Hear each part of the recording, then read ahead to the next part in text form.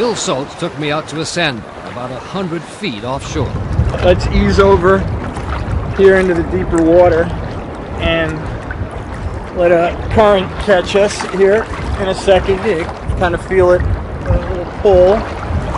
Just feel that current pulling you out, and the best thing to do is to just ride with it and ease over to the side. Temptation is try to go back in. Oh, of course. You know, you get people who don't know, you know, get scared. You're getting in over your head. You're saying you can't swim against that?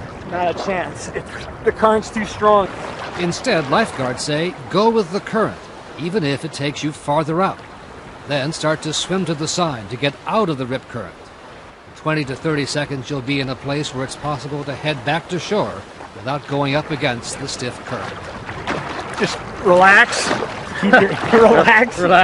Float. Get to swim to the side of it. You know, parallel to the beach. It's easier said than done, but the advice is don't panic. Don't try to swim against the current back to shore. Swim or float to the side out of the current, then ride the waves back to shore. Good morning, guys. This is Stevewolbach, your friendly public adjuster. What did you think of that clip? I found that very informative. That's some pretty good beach safety that everybody needs to know. It seems, you know, I got a couple points out of this thing. I'm just going to recap for you. Number one is when you find yourself in an undertow or a riptide like this, and it's starting to pull you away from the shore, first thing is keep calm. Do not panic. Don't go into some type of survival mode that you need to start swimming directly to the shore.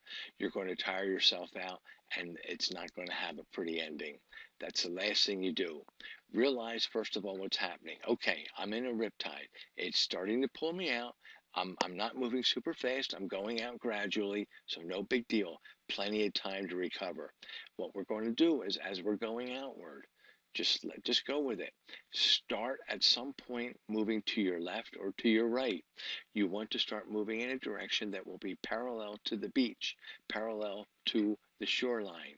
As you're doing that, the current itself is going to actually weaken.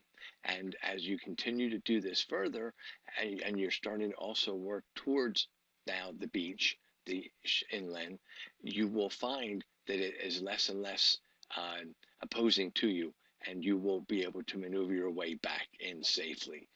That's all very simple little procedure. In the video that showed a great graphic of how, you know, it comes out and it loops and curls, comes out, loops and curls back. And that's what you want to get caught in that and start working back. Don't fight it right away. I hope that that's going to be very helpful. Please share that with other people as well, would you?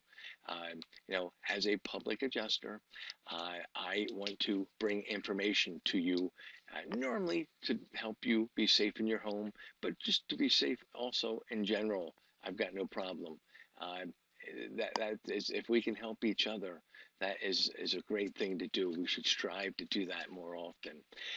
As a public adjuster, I am licensed and bonded in the states that I do work in, and I am able to help you when you have had damage to your home. I will represent you to the insurance company to make sure that you get paid fairly on all the damage that occurred. We do work on what's known as a contingency fee basis, which very simply, we never get paid from you. Nothing comes out of your pocket. What happens is when the insurance company at the end, there is known a settlement as a settlement.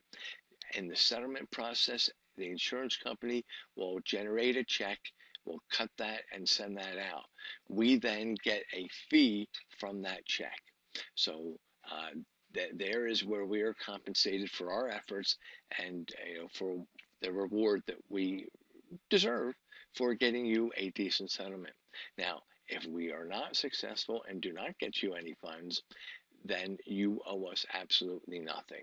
It never falls on your shoulders that you need to come up with some type of payment to us. So I hope that you keep that in mind. You know, types of damage could be a leak, any type of plumbing leak, you know, from the hot water tank, from your toilet, from a pipe underneath the sink in the cabinets.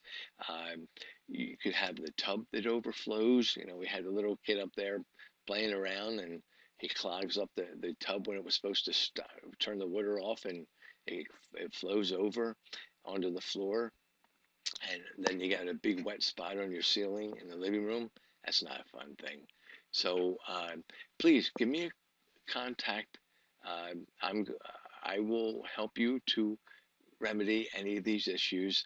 I can take a look at the policy, take a look at your damage, and see if we have a case to go with. And if we don't, it doesn't cost you a cent for me to look.